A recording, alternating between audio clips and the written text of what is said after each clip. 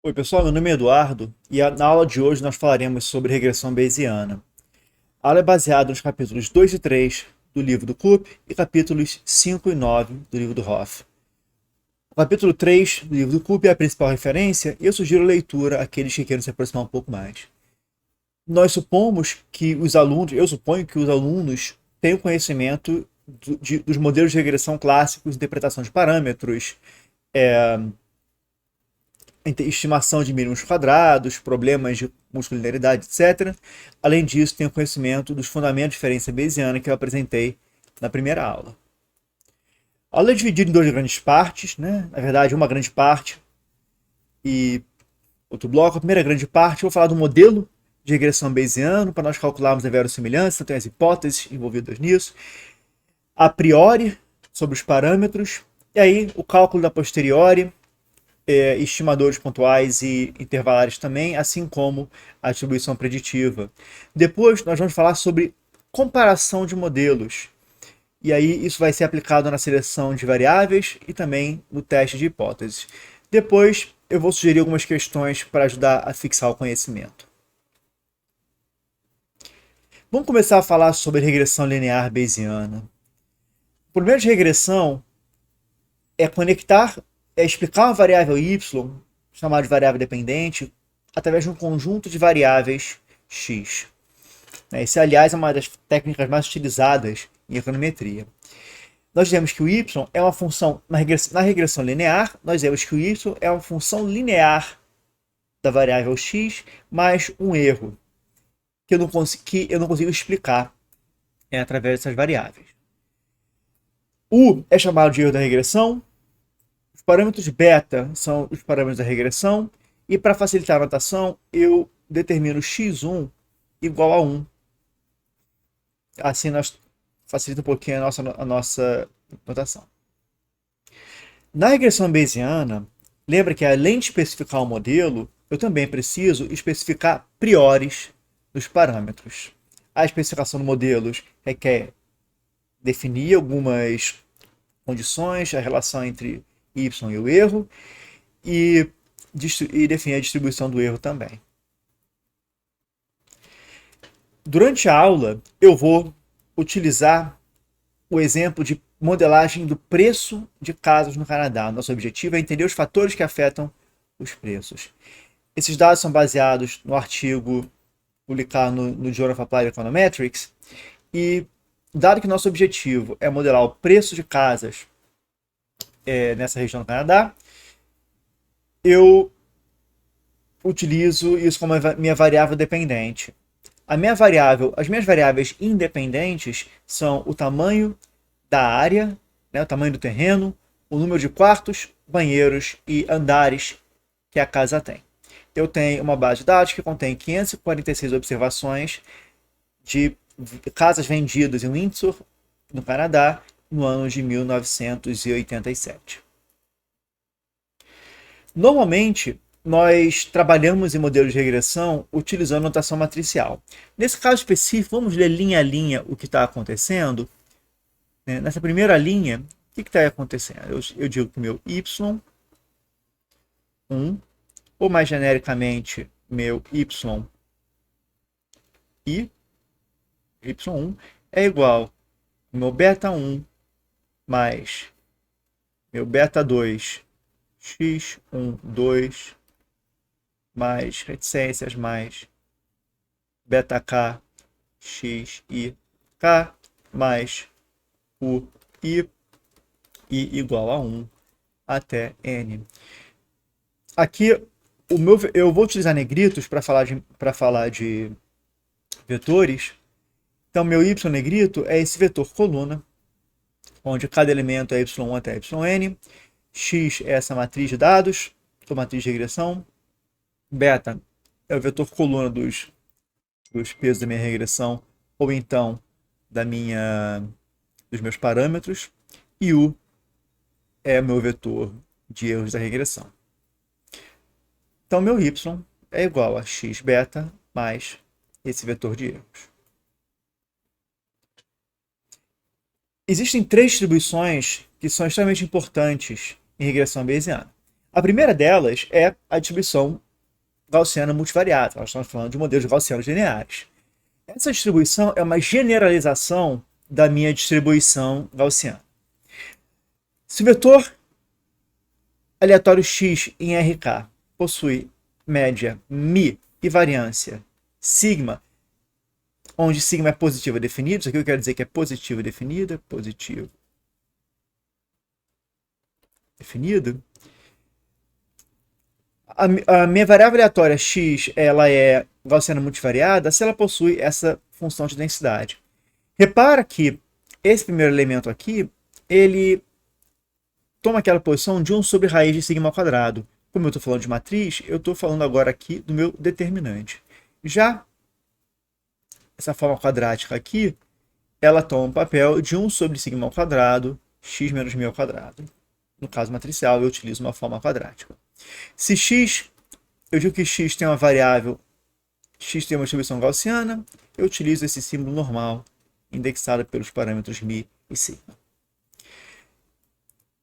Se z é uma variável aleatória gaussiana multivariada, isso significa que todas as suas projeções lineares também são variáveis aleatórias gaussianas multivariadas. Especificamente, se M é uma matriz real, mx, z igual a mx também gaussiana multivariada, com parâmetros m, μ, m, sigma, m'. Para simplificar o entendimento, supor que isso aqui é positivo definido. Se não for, existe maneira de interpretar também. Significa que é uma variância, a variável aleatória gaussiana que vive num espaço um pouquinho menor. Para construir a verossimilhança, assim como no caso frequentista, nós precisamos definir hipóteses sobre o modelo. Eu vou definir essas duas hipóteses. A primeira delas é a seguinte: todos os elementos de x são fixos. Caso eu tenha um experimento, né, eu controlo as idades, controlo todos os fatores.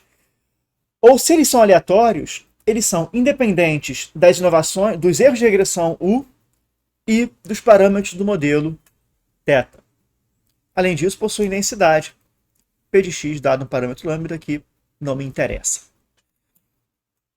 A segunda condição, a segunda suposição é que o vetor de erros é normal multivariado com média zero e matriz de covariância h elevado a menos 1 e de n. Então, essa condição aqui é equivalente a dizer que o meu vetor UI é independente, identicamente distribuído normal com média zero e variância h a menos 1, onde I é igual a 1 até n. Nota que eu estou usando h ao invés de usar sigma. Normalmente eu falo da variância porque eu estou usando h. H é chamada precisão, tá? Então, h é precisão. É igual a 1 sobre sigma ao quadrado.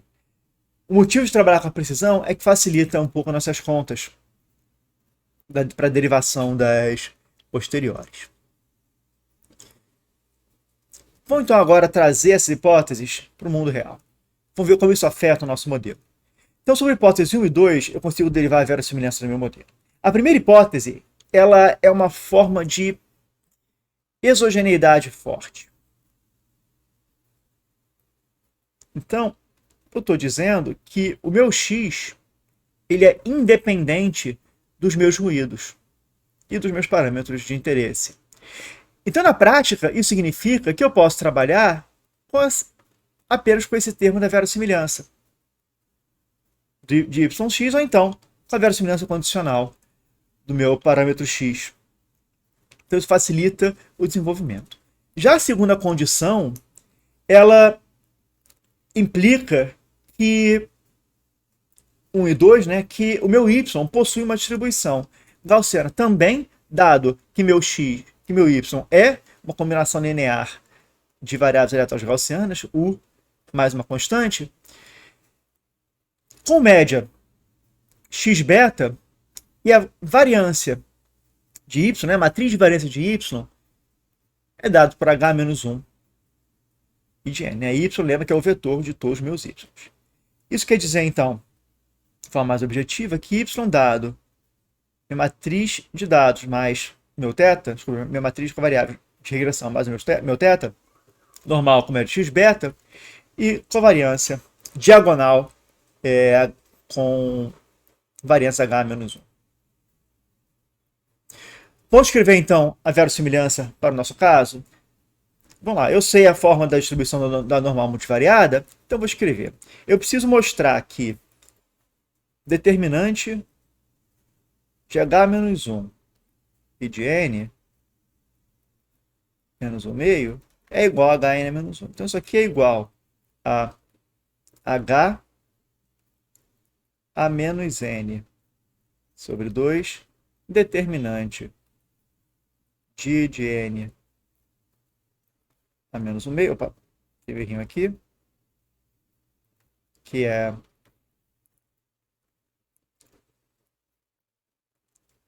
vou apagar aqui para fazer um passo a mais. Aqui eu tenho, aqui é H a menos N elevado a menos 1 meio, lembrando que H é valor positivo. Isso aqui é igual a Hn sobre 2. Então, esse primeiro termo aqui está resolvido. Agora eu vou mostrar que isso aqui, essa forma é a forma quadrática. Nós sabemos que eu tenho y menos x beta transposto. Agora aqui eu tenho h a menos 1 e de n inversa disso. Y menos x beta. Isso aqui é igual aqui. Bom, h é uma constante, h menos 1 menos 1 é h. Vezes y menos x beta transposto y menos x beta. Lembrando que é inverso da identidade, a identidade vezes o que é vetor é o próprio vetor. Isso aqui é igual a h vezes yi menos x1 beta, h vezes soma de i indo de 1 até n, yi menos xi transposto beta, onde xi é cada linha da minha matriz x. Então, legal. Então, de fato, essa é a função de verossimilhança do meu modelo.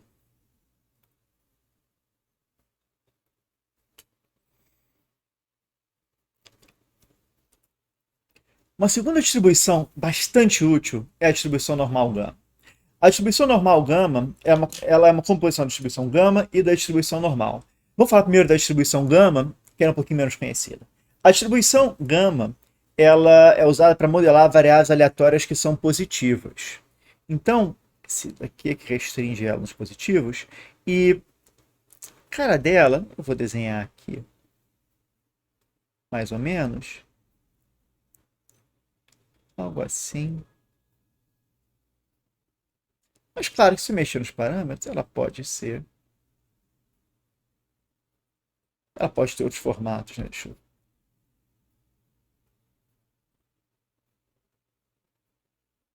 Sim, se aumenta o número de graus de liberdade.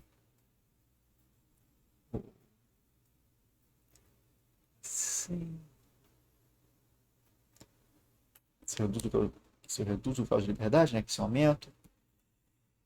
E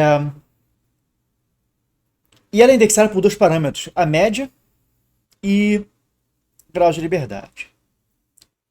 Ela é dada por essa fórmula aqui. CG é um fator de normalização para garantir que P seja uma densidade. Então, o LH elevado ao grau de liberdade menos 2 dividido por 2 é elevado a grau de liberdade dividido por 2 vezes a sua média. Dado que H segue uma variável aleatória gama com parâmetros M e V,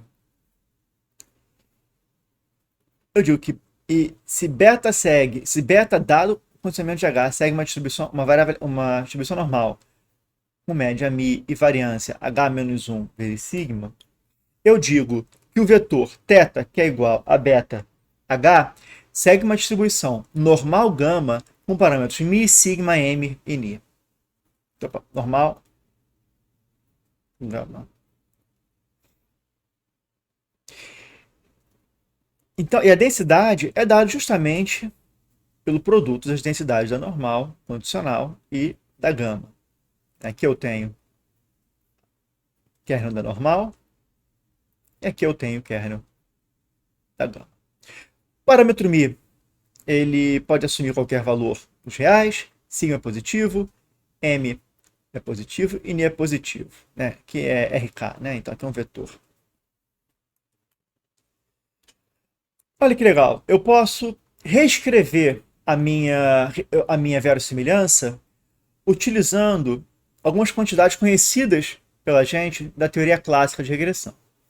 Eu vou definir ni como sendo o grau de liberdade, que é n menos o número de regressores, beta de mínimos quadrados, que é essa fórmula conhecida, e S como sendo o estimador não enviesado do desvio padrão do resíduo. Então, a minha verossimilhança ela pode ser escrita como esse termo, que é a cara de um kernel gaussiano, e esse segundo termo, que tem a cara de um kernel gama. Não é exatamente, mas tem a cara. Por que isso é útil?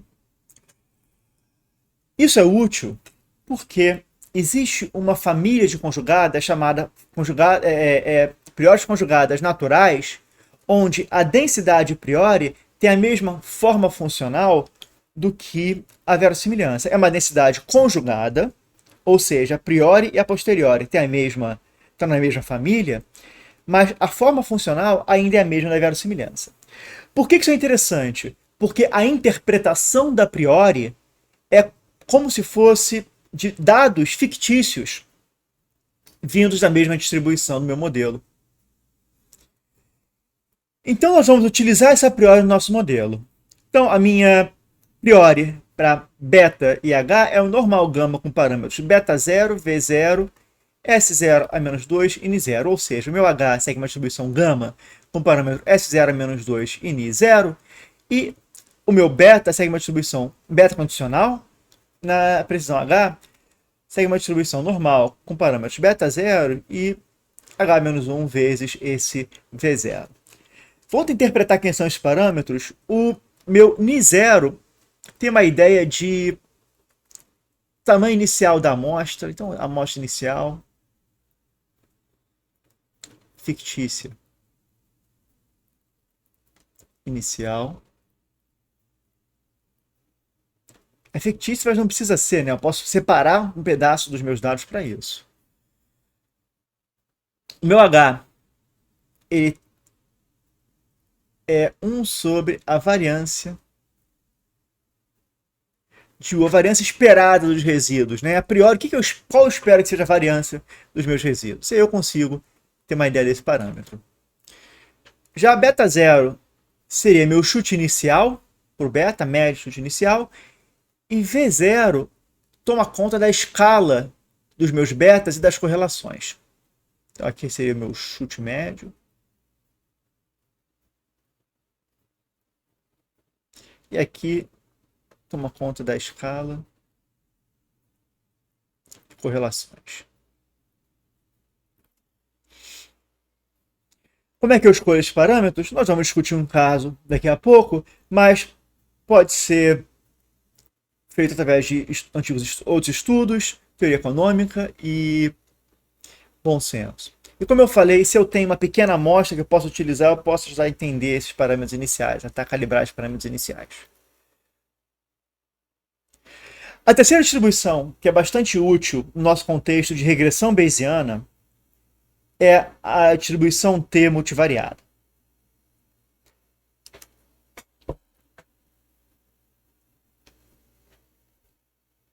A terceira distribuição, que é bastante útil nesse contexto de regressão bayesiana, é a distribuição T multivariada. Ela aparece em teste de hipótese no caso frequentista e cálculo de intervalo de confiança, e vai aparecer também aqui no nosso caso, quando nós quisermos testar hipóteses e calcular intervalos de credibilidade. Então, repara, bom, como é que eu defino a distribuição T multivariada?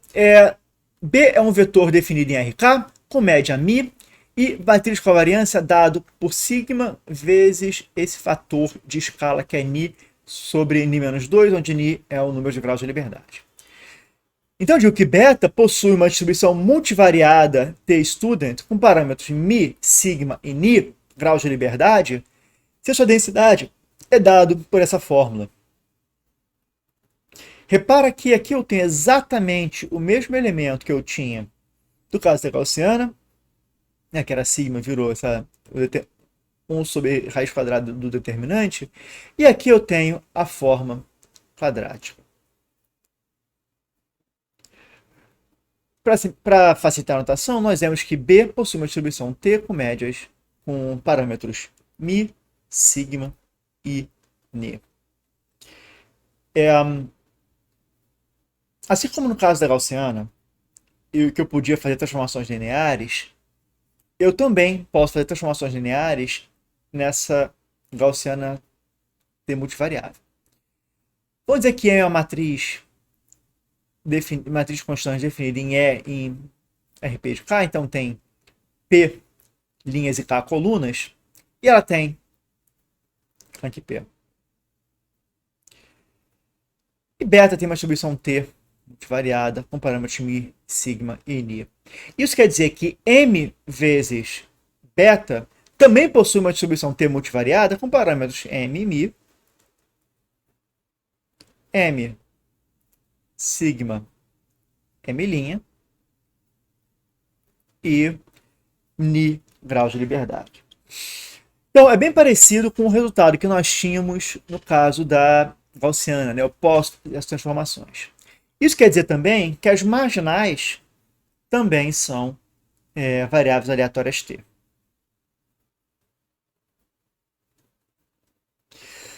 Bom, eu sei que a minha priori é conjugada. Se eu sei que a minha priori é conjugada, eu sei que a posteriori está na mesma família, né? Priori e posteriori estão na mesma família. Nesse caso, a minha priori está na família normal gama, a minha posteriori está na família normal gama. A minha posteriori está na família normal gama com parâmetros beta-n, vn, sn-2 e ni-n, onde vn é dado por essa fórmula, v0 mais x' x é menos 1, beta-n é dado por essa fórmula, ni-n, grau de liberdade, tem um grau de liberdade inicial mais n, daí para a gente entender essa ideia de número de observações, e Sn é definido implicitamente por essa fórmula. Tá? Então aqui eu tenho a contribuição inicial, contribuição dos dados, e aqui uma diferença, basicamente uma distância da priori e da média da priori e do estimador de mínimos quadrados. Repare que eu não preciso, de fato, calcular a inverso do x'x. Né? Eu posso, nesse caso aqui, por exemplo, eu não preciso calcular o estimador de mínimos quadrados. Eu posso escrever meu beta-n como sendo Vn, V0 a menos 1, beta 0. Repara que Vn cresce, V0 é só um termo, então aqui eu tenho uma interpretação inicial, que é a média ponderada entre beta 0 e beta de mínimos quadrados, ponderada matricialmente. Mas uma segunda maneira de calcular é essa. Eu tenho aqui um termo que vai para 0, mais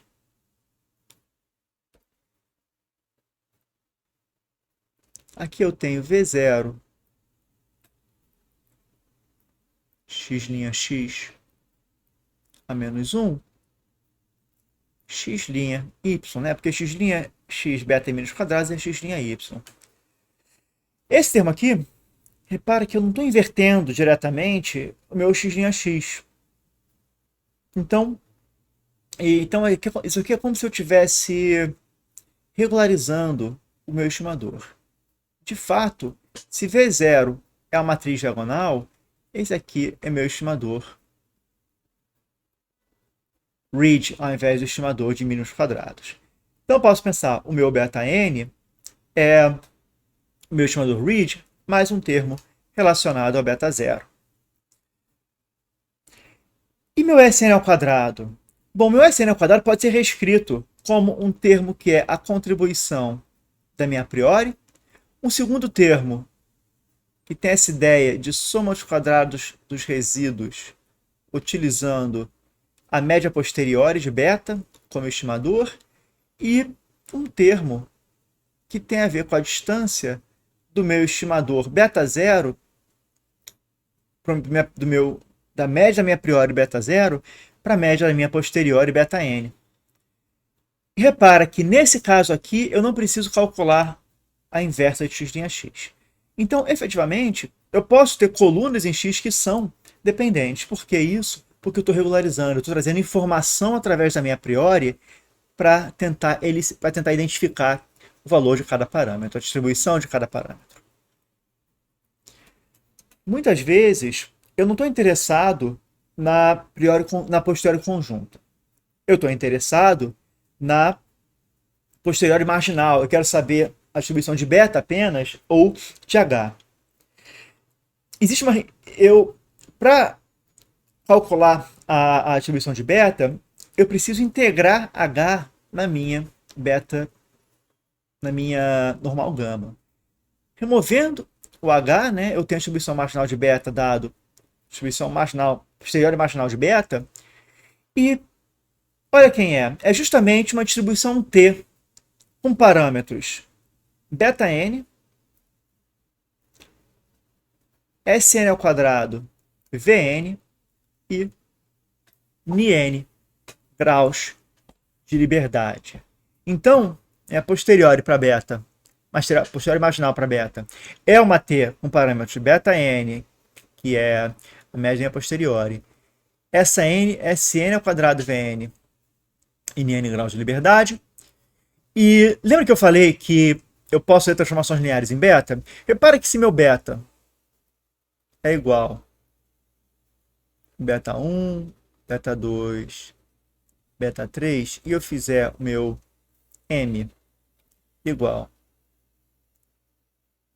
a 0, 1, 0, significa que meu m beta é igual a beta 2. E eu sei que esse beta 2 vai ter uma distribuição T com parâmetros m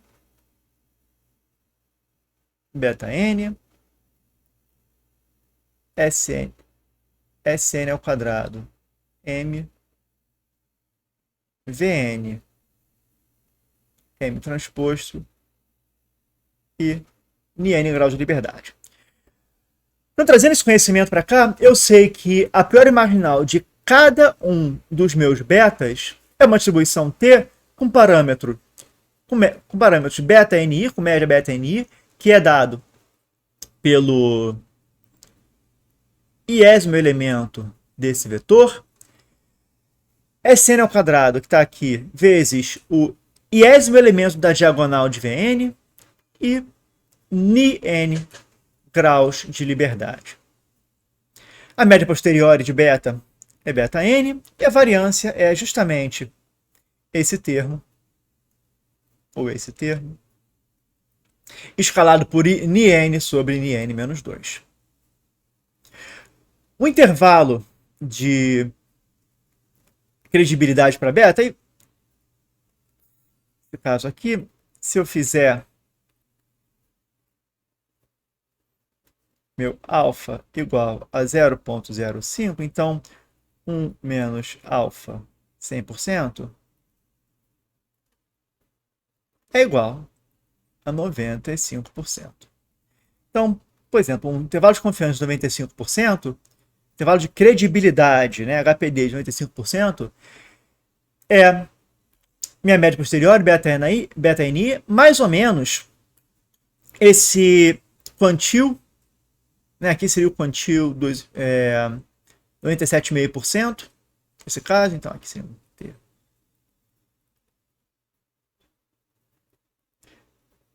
De uma distribuição T com média 0 e variância 1, graus de N graus de liberdade, desculpa, e ponderado aqui pela raiz quadrada de Sn VNNI, que é que seria a ideia da variância, né? É proporcional à variância. Isso aí para cada um dos casos. Só lembrando, a interpretação do intervalo de credibilidade. O intervalo de credibilidade é onde eu acredito que o meu parâmetro verdadeiro está com alta probabilidade. É diferente da interpretação de intervalo de confiança, onde é um intervalo que pode ou não conter o meu parâmetro. Né? Eu tenho uma crença que, com 95% de chance, meu parâmetro está aí dentro. E a distribuição marginal e a posterior marginal para H? É mais fácil calcular, né? Eu sei que a minha distribuição posterior é normal gama, então eu sei que eu posso construir como uma gama vezes uma normal condicional H, então minha posterior é uma gama. Aqui tem um errinho, esse beta aqui ele obviamente não existe. Esse beta aqui, esse aqui é um x. Aqui é o meu x. Então, o H dado no XY é uma distribuição gama com parâmetros Sn é menos 2 e Nn graus de liberdade. As médias são Sn é menos 2 e a variância é dado por essa fórmula, que é a variância da minha gama. Vamos voltar agora, por exemplo, e vamos discutir um pouquinho sobre licitação de priori. Tradicionalmente, econometrista trabalhando nesse problema de preço de casas em Windsor vai ter uma ideia de como é o mercado. E mesmo que não tenha muita ideia, ela pode construir uma base de dados artificial, por exemplo, ligando para pessoas que trabalham com real estate, né, com vendas de imóvel em Windsor, e se eu obtiver um pequeno número de observações, eu já consigo elicitar os parâmetros da minha a priori.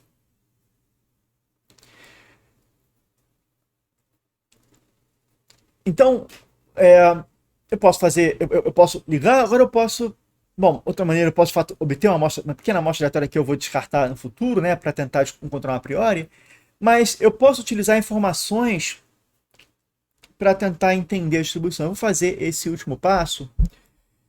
E o que a econometrista sabe? Primeiro, ela sabe que a maioria das casas em Windsor, em 1987, foi vendida entre 50 e 150 mil.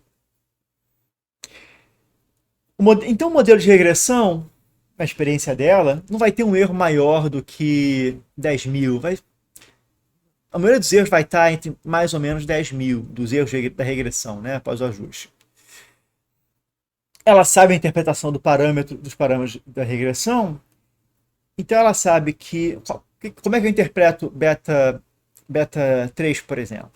Eu interpreto como aumento no preço do imóvel se eu aumentar em um número de quarto. Então, o que ela sabe? Ela sabe que, em média, quando eu aumento quando a casa contém um quarto a mais, tudo constante, o preço já sobe em 5 mil. Se ela tem um outro banheiro, ou então um outro andar, então o preço aumenta em 10 mil. Aqui eu achei um outro typozinho. Que é o bathroom. Banheiro, ou então outro andar, aumenta em 10 mil. Já cada metro quadrado de terreno não aumenta muito o preço. Né? O que importa mesmo é a casa construída. Isso aqui traz valor, né, para a casa. Então, cada metro quadrado, tudo constante, aumenta em apenas uns 10 dólares no preço médio do imóvel. E ela sabe também que isso é um chute. Ela sabe que tudo isso vai aumentar um pouco o preço, ou seja, não vai reduzir, mas isso é um chute. Baseado nessa informação, como é que nós podemos elicitar as priores? Bom, primeiro falar da priori para H, e vamos usar a regra de 2 desvios padrão para lá e para cá, tem 95% dos dados, né? Então, isso aí é uma regra que vale para a gaussiana. E, enfim, vamos ver o que a gente consegue descobrir. Eu sei que meu erro é gaussiano, então se eu sei que meu erro está até 10 mil, então 2 desvio padrão para lá e para cá é 20 mil, significa que meu desvio padrão é 500. Aqui é o valor esperado de H, né, que eu estou dizendo. que é 5.000. Então, meu H vai ser da minha média, né, da minha gama, vai ser 1 sobre 5.000 ao quadrado. Obviamente, eu vou definir meu S0 como sendo isso, né? Isso aqui é igual a 1 sobre 5.000 ao quadrado. E eu quero que essa piada seja muito informativa. Lembra aquela interpretação de número de observações fictícias? Eu vou supor que isso é equivalente a 5 observações. Isso quer dizer que isso é 5% do total de observações que eu tenho. Já para beta é um pouquinho mais difícil listar, eu tenho que listar tanto a média quanto a variância. Então, primeiro como média, eu vou chutar 0, eu não tenho informação nenhuma sobre a média sobre o intercepto, mas eu sei que, sei não, eu chuto que um pé quadrado aumenta em $10 o valor do imóvel, o valor de venda, um novo quarto 5.000, um novo banheiro ou andar em 10.000. Então essa é a média, esse é o beta zero. Já a variância desse valor eu acho que é muito alta. Eu acho que meu intercepto ele pode estar praticamente em qualquer lugar, então vou supor que ele está em mais ou menos 20.000, o resto é explicado pelos dados.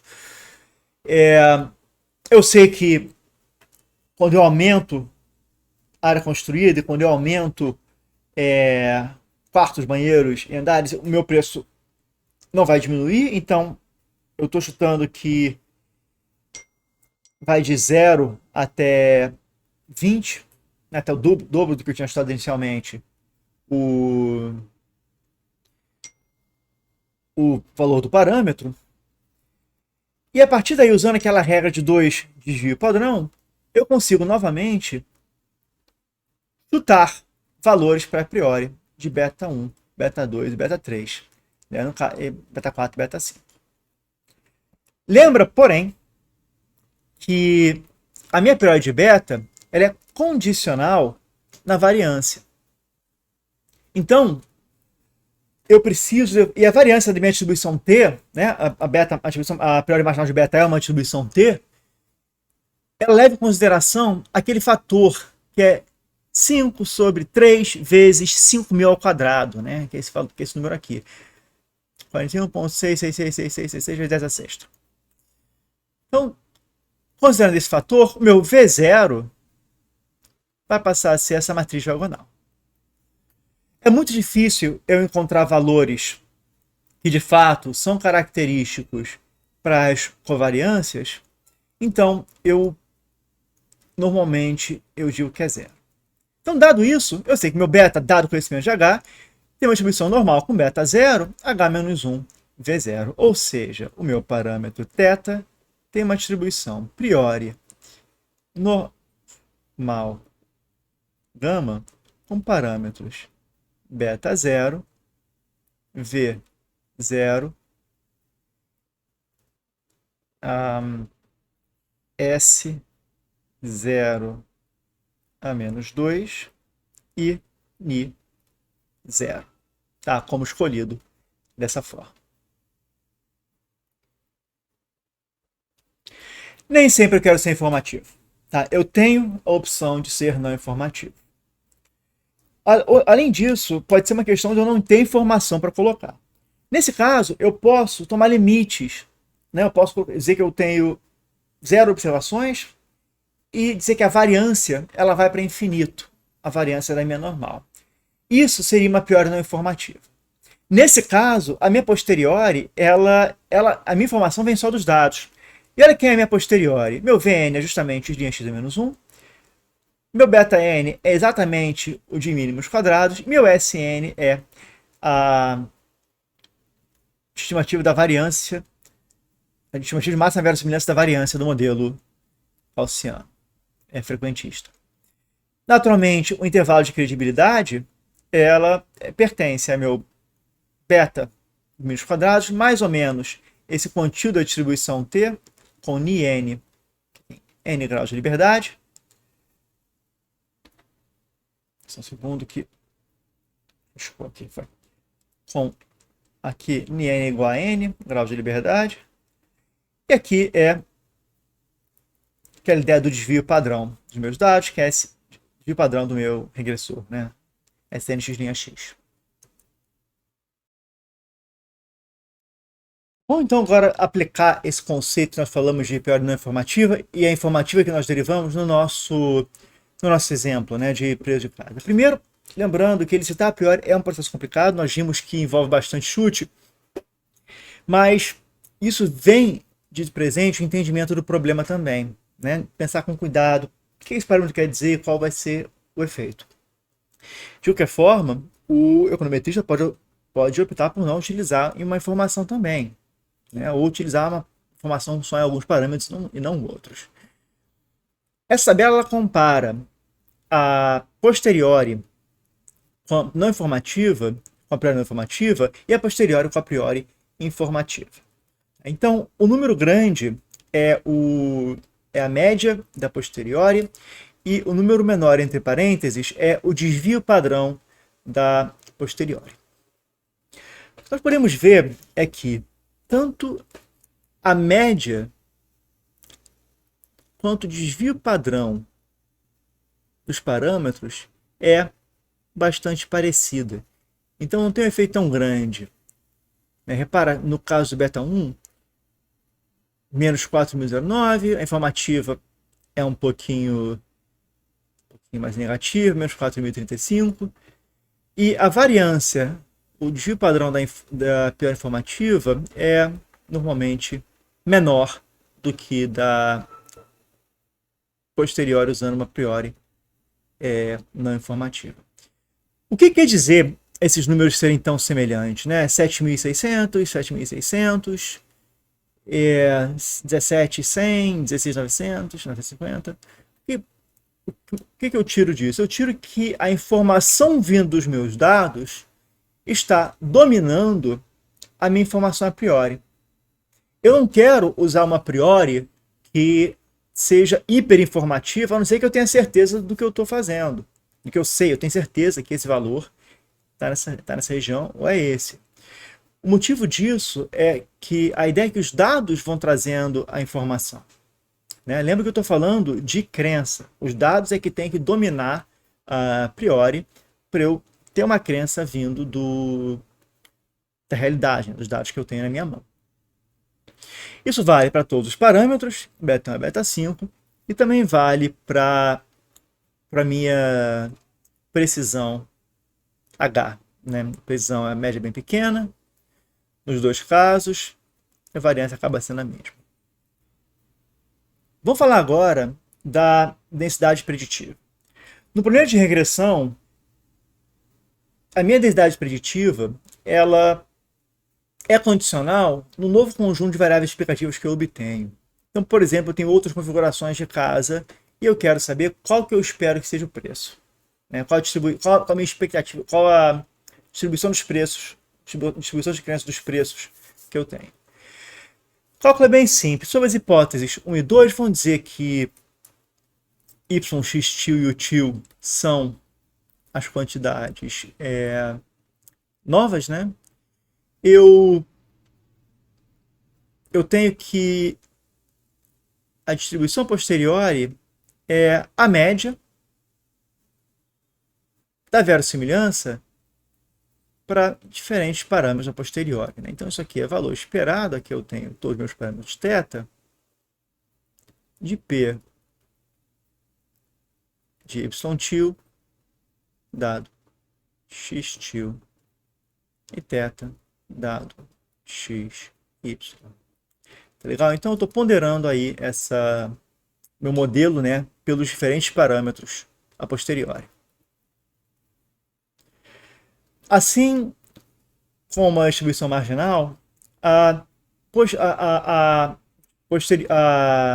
posteriori preditiva, a densidade da posteriori preditiva também é uma distribuição T. É uma distribuição T com parâmetros x, beta n e variância. Essa quantidade aqui, que é proporcional à variância, e N graus de liberdade, assim como a posteriori. Repara que aqui eu tenho esse I de t, que é para levar em consideração justamente a variação do meu choque U. Então a minha expectativa a minha distribuição posterior do y tem que levar em consideração a variação da minha inovação também, não só dos meus parâmetros.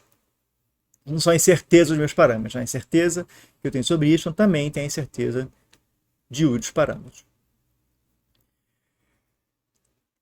Sobre média quadrática, a melhor estimativa que eu tenho de y é x beta, que é a sua média, e o intervalo de credibilidade, o menos alfa 100%, por exemplo, 95%, é a média posteriori, mais ou menos.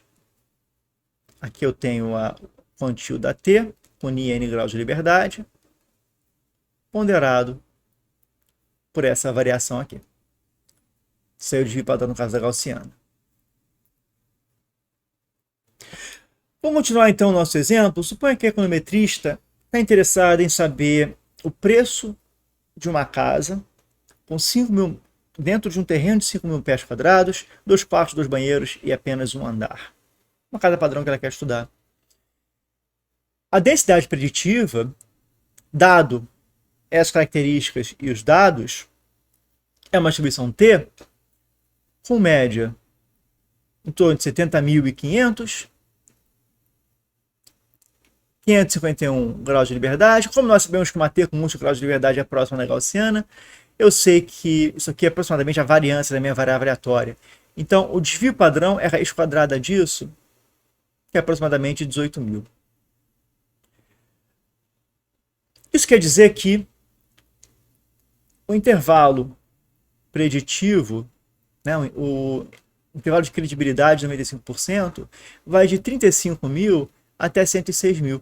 É um intervalo muito grande.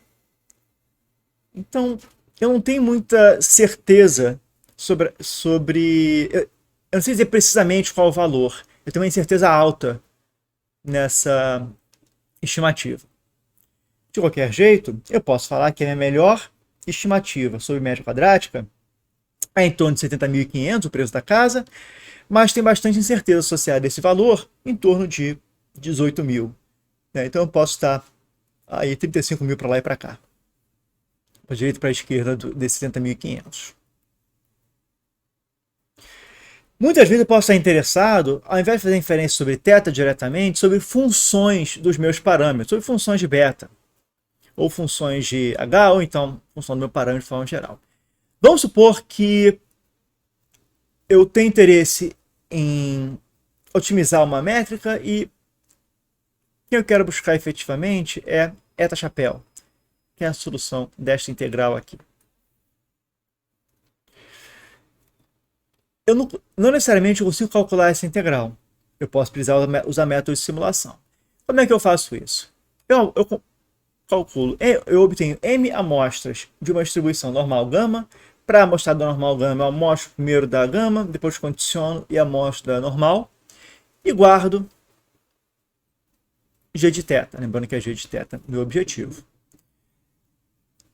Daí eu calculo a média, chamar eta chapéu m, m sendo o número de amostras. Se m for suficientemente grande e g de θ tem variância finita, isso quer dizer que o teorema central do limite vale, ou então que essa quantidade aqui tem uma distribuição aproximadamente normal, com média zero e variância sigma g ao quadrado, que pode ser estimada utilizando estimador massa e verossimilhança, métodos de momentos, estimador clássico, frequentista. Além disso, um intervalo de confiança, e aí intervalo de confiança mesmo que eu estou falando, de 95%, é o eta m chapéu, que é essa média, mais ou menos 1,96 vezes a variância aí dessa minha média, né? Que é essa estimativa dividido por raiz de n. Vou falar agora sobre comparação de modelos. Comparação de modelos, nós já discutimos, nós costumamos usar posterior odds. E é isso que nós vamos fazer aqui. Tem duas situações que nós vamos trabalhar. A primeira é uma situação de restrições de desigualdade, depois de igualdade. Então, normalmente, em econometria, eu tenho interesse em desigualdades que são combinações lineares dos parâmetros. Eu posso querer, por exemplo, verificar se os parâmetros eles somam 1, né, no caso de um modelo específico. Ou então eu quero testar se o valor de uma casa específica é maior ou menor do que tanto. De novo, eu estou plugando valores, vai ser uma combinação linear dos betas. Nesse caso, de forma mais genérica, eu posso dizer que eu posso caracterizar minha restrição no modelo como R beta menor ou igual a C, onde esse menor ou igual é dado elemento a elemento e R é uma matriz rank R com R linhas e K colunas. O meu modelo 1 é que, de fato, cada um desses elementos é menor do que C. Já o meu M2, que é o modelo que está competindo, é que pelo menos uma dessas restrições é violada. Deixa eu tentar fazer um desenho aqui para caracterizar o que seriam essas restrições. Aqui eu tenho uma reta, aqui eu tenho outra reta, aqui eu tenho beta 1, beta 2. R beta menor ou igual a C seria, por exemplo, essa área aqui, seria a interseção dessa área aqui com essa área aqui. Então, seria essa região que eu vou pintar de verde. Já o M2 contemplaria todos os valores fora dela. Então, essa região que eu estou pintando de amarelo. Repare que eu tenho regiões que apenas uma condição é violada, e eu tenho restrições que as duas condições foram violadas. Tá? Então, M1 é o verde, M1 é o verde, M2 seria o amarelo, por exemplo. Para esses modelos, a posterior odds ela pode ser calculada facilmente. Repara que meu M1 meu P de M1 dado XY é só a probabilidade a posteriori que R beta seja menor ou igual a C, elemento a elemento. Já M2, que é o complemento disso, é 1 menos essa probabilidade. Eu sei a distribuição de beta. Eu sei a distribuição de beta. Eu sei que beta tem a distribuição C. Então, eu consigo calcular essa quantidade utilizando os métodos numéricos que nós acabamos de falar. Um segundo caso é quando eu tenho restrições de igualdade. Esse caso é um pouco mais complexo de trabalhar na forma geral, então eu vou trabalhar com um caso específico e interessante, que é a seleção de variável. A seleção de variável significa eu comparar modelos MJ onde as variáveis que entram no modelo são diferentes. Vamos ver um exemplo simples? Vamos supor que eu tenho meu K igual a 2, meu beta igual a beta 1, beta 2, e meu modelo 1 é um modelo constante. Meu modelo 2, eu tenho uma inclinação. Então, sobre o modelo 1, o meu y é igual a x vezes beta 1 e 0, mais esse 1. Ou seja, é x1 beta 1 mais 1, onde x1 é esse vetor, coluna de 1. Já o meu beta 1 é igual, meu beta entre parênteses 1 é igual a beta 1. Já o meu modelo 2, meu y é igual a x beta 1 beta 2 mais o 2. Ou seja, o meu x2 é igual ao meu x, e o meu beta 2 é igual ao meu vetor de parâmetros de regressão beta. Então, essa é a maneira de pensar. Eu tenho dois modelos aí. O M1 é um modelo que eu estou restringindo, M2 é um outro modelo. Eu posso ter conjuntos diferentes de variáveis também, tá? Eu posso ter variáveis 1 e 2 no modelo, variáveis 3 e 4 no outro. O fato é que eu posso comparar modelos diferentes, seleções de variáveis diferentes nesse contexto. E como vocês podem ver, essas restrições de igualdade, né? No modelo M1, eu tenho que... Opa, desculpa. No modelo M1, eu tenho que meu beta 2 é igual a zero. Tá? E no meu M2, vou apagar esse elemento aqui. No meu M2,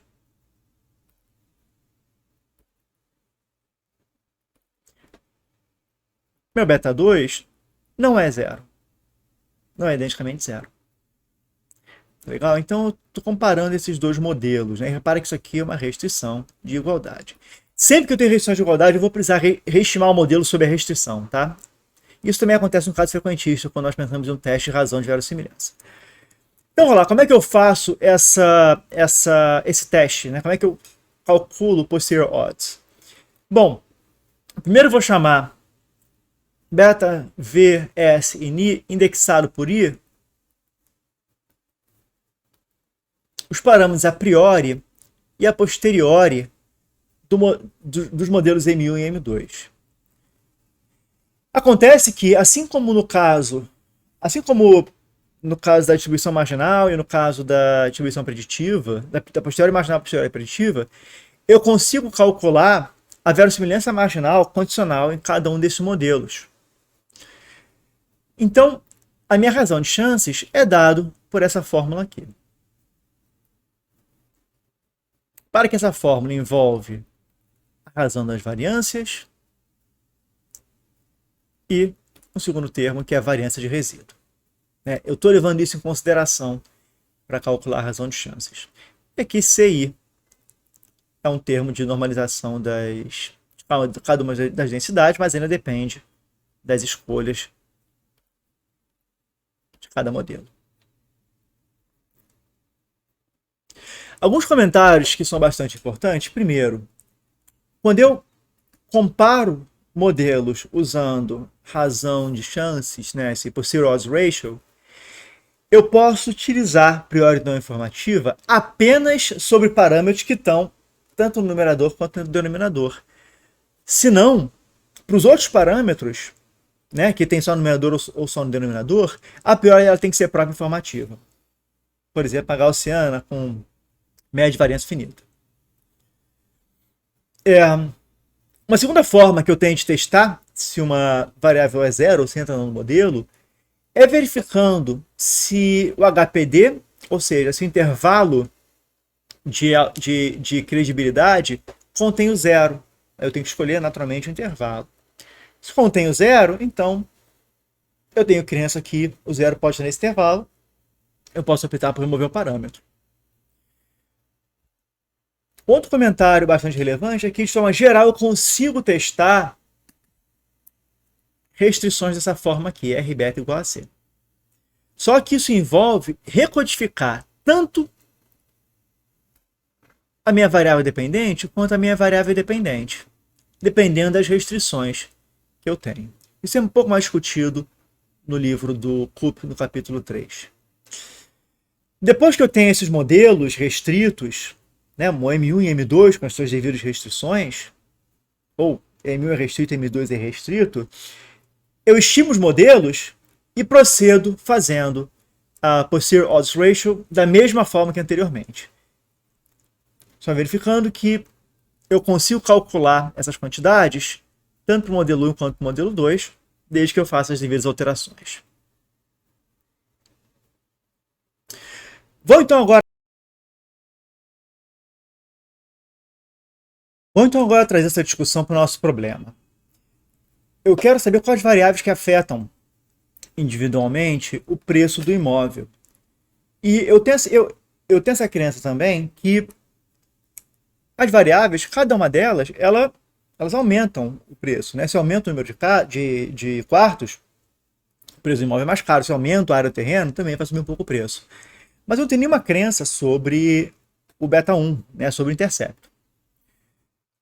Então, primeiro, eu calculo a probabilidade de beta 1 ser maior que zero. Repara que essa probabilidade é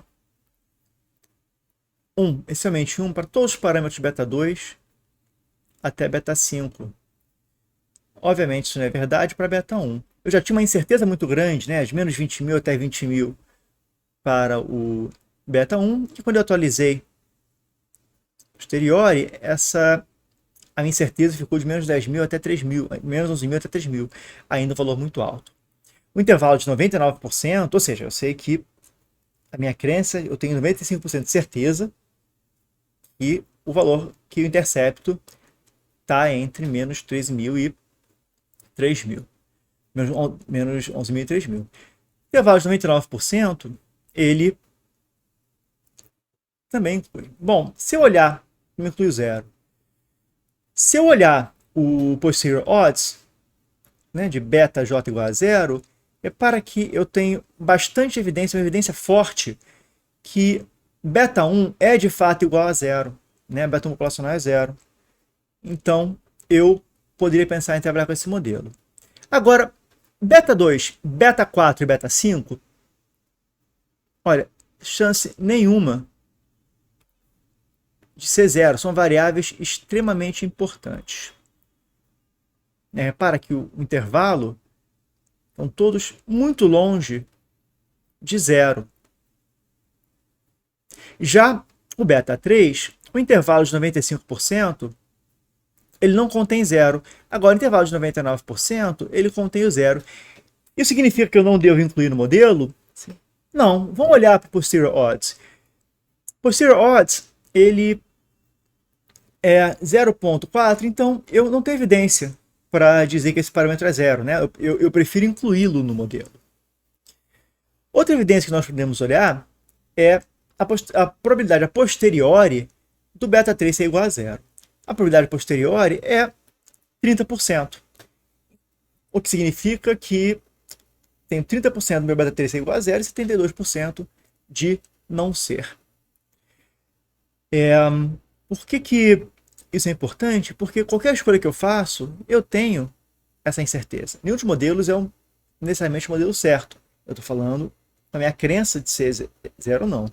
Mas eu posso combinar esses resultados também, utilizando uma técnica que nós vamos falar nas aulas à frente, chamada Bayesian Model Combination.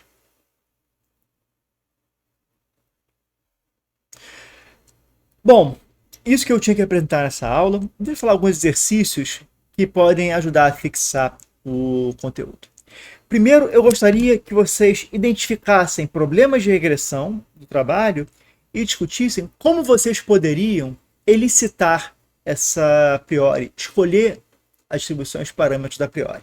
Caso a distribuição seja gaussiana, tentar pensar como fazer isso, qual estratégia que vocês utilizariam. As outras perguntas é para pensar um pouco nas equações, até um pouco na lógica do que nós estamos fazendo. Primeiro, o que acontece se a matriz de regressão possui multilinearidade, ou seja, existem linhas que são linearmente dependentes umas das outras. A segunda pergunta é o seguinte, olha, o B e C ele é uma aproximação do log da verossimilhança marginal, dado o modelo I. Então, se eu tenho dois modelos e a verossimilhança ela é maximizada proximamente, o máximo é parecido, mas o modelo 1 tem mais variáveis do que o modelo 2, vamos por linha de seleção de variável, qual dos dois você seleciona utilizando o posterior odds ratio? Então, uma coisa a se pensar para tentar relacionar seleção de variáveis frequentistas com seleção de variável bayesiana. Finalmente, isso já é um gancho para o próximo conteúdo, é o seguinte, se eu não tenho uma priori normal gama, ou seja, a minha priori condicional, a minha priori de H e a de beta são independentes, eu ainda tenho uma posteriori que é normal gama. Então, vale a pena pensar nisso e já é a primeira motivação para a aula que vem. Bom, pessoal, na aula de hoje, então, nós apresentamos o que é o modelo de regressão linear bayesiano. gaussiano. Falamos da priori natural conjugada, a verossimilhança e a posteriori desse modelo. Falamos dessas distribuições, a distribuição multivariada normal, a distribuição normal gama e a distribuição T multivariada, que aparecem em todo esse processo, e discutimos seleção de modelo e teste em modelos de relações lineares. Ao longo da aula, nós ilustramos tanto elicitações de priori como teste através desse exemplo de venda de casas no Canadá, tá legal? Então, muito obrigado por assistir a aula e eu espero ver vocês semana que vem.